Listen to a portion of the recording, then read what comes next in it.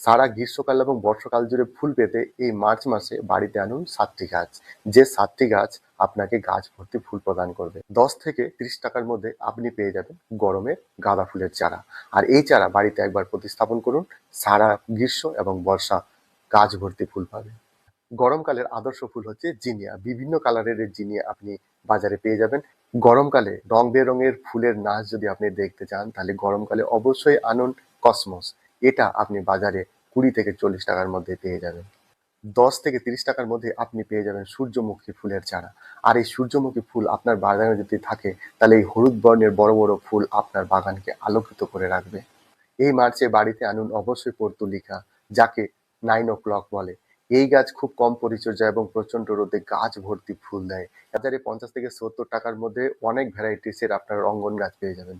আর এই গরমে এই রঙ্গন গাছ থেকে আপনারা কিন্তু গাছ ভর্তি ফুল পাবেন। আর 7 নম্বর, বেলি ফুল। এই গরমের আদর্শ ফুল। সারা গরম এই বেলি ফুল আপনার বাগানকে গন্ধে মাতিয়ে রাখবে।